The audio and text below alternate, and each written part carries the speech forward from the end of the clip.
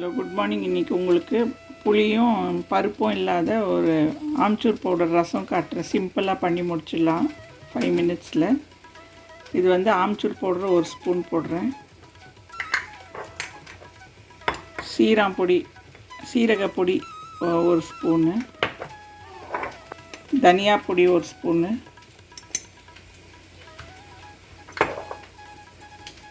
மிளகு பொடி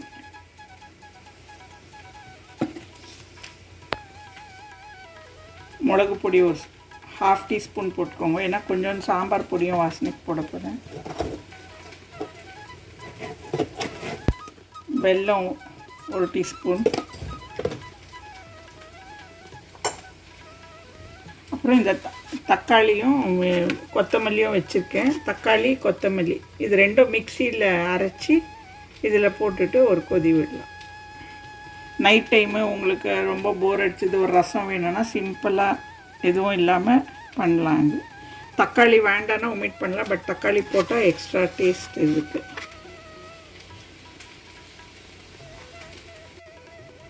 இது ஒரு 1/4 to 1/2 டீஸ்பூன் சாம்பார் பொடி ரசம் பவுட்ரு எது இருக்கோ உங்கள் வீட்டில் அது பண்ணலாம். இல்லைன்னா ரெட் சில்லி பவுட்ரு ஆட் பண்ணிக்கோங்க.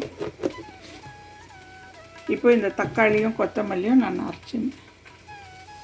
இந்த தக்காளியும் கொத்தமல்லியும் மிக்சியில் அரைச்சி அதில் இப்போ இந்த தக்காளியும் கொத்தமல்லியும் அரைச்சின்னு வந்துட்டேன். உங்களுக்கு கொத்தமல்லி வேணும்னா நீங்கள் கார்னிஷ் பண்ணுற மாதிரி பண்ணலாம். இதை ஏன்னா எடுத்து போட்டுடுறா கொத்தமல்லி வாய்க்காகப்பட்டால் உடம்புக்கு சேரணுமேன்றதுக்கோசரம் நான் அரைச்சிட்டேன். அது தக்காளியும் அவ்வளோதான். சில பேருக்கு பொடியாக நறுக்கி போட்டால் பிடிக்கும். அது சக்கையாக வருதுன்னுட்டு நான் அதையும் அரைச்சி விடுறது. அப்புறம் உப்பு,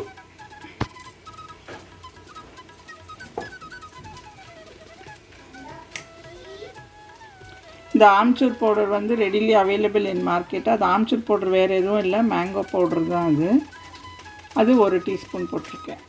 ஈஸியாக பண்ணிடலாம். நைட் டைம் உங்களுக்கு போர் அடிக்கிறது, ஒரு விருந்துக்கு போயிட்டு வந்து சட்டுன்னு ஒரு ரச சாதம் சாப்பிட்ணுன்றதால் இது சிம்பிளாக பண்ணி சாப்பிட்டுடலாம். நம்ம ஒரு சாதம் வச்சு ரசம் பண்ணி சாப்பிட்டுடலாம். இப்போ இந்த மிக்ஸி ஜாரையும் நல்லா அலம்பி விட்டுடுறேன்.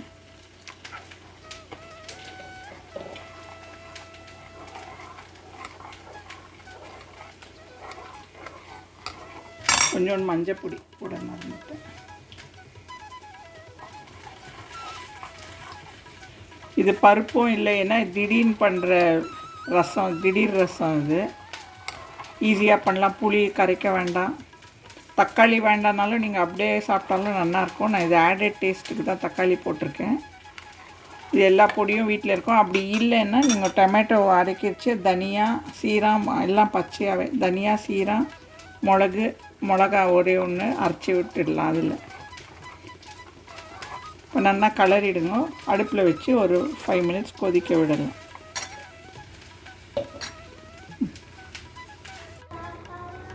ரசம் கொதிச்சுன்னு இருக்கு. இப்போ இந்த தாளிச்சு கொட்டலாம். நம்ம கொஞ்சம் நெய் விட்டுக்கோங்க. நெய்யில் தாளித்தா ரொம்ப டேஸ்ட்டாக இருக்கும்.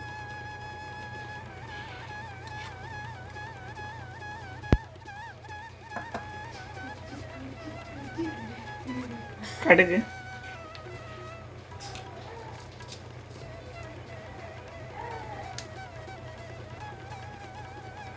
வெடிக்கிறது.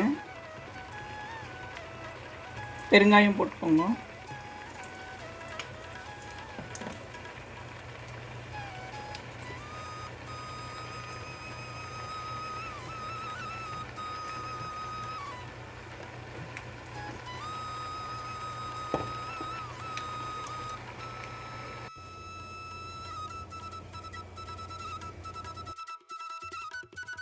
இப்போ இந்த ரசம் நல்லா கொதிக்கிறது. தக்காளி பச்சை வாசனை போகிற வரைக்கும் கொதிக்கிட்டோம்.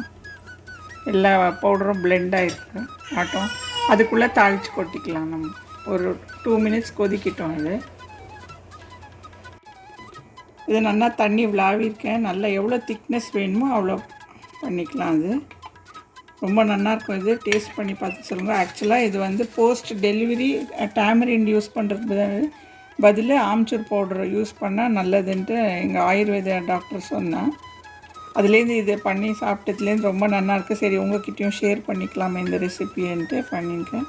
இது ஒரு பொங்கு வந்தோன்னே ஒரு அரை சொட்டு நெய் மாத்திரம் விட்டுடுமே. ஏன்னா நெய்யில் தான் தாளிச்சிருக்கோம், பட் எக்ஸ்ட்ரா ஃப்ளேவர் வரும்.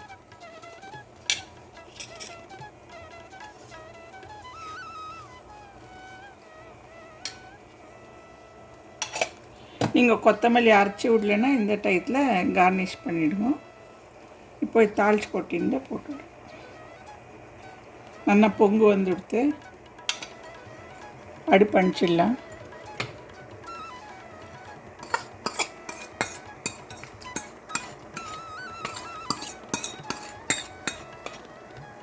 ரொம்ப நல்லாயிருக்கும் இந்த ரசம். செஞ்சு பார்த்துட்டு ஃபீட்பேக் கொடுங்க. ரொம்ப simple and easy rasam, quick rasam.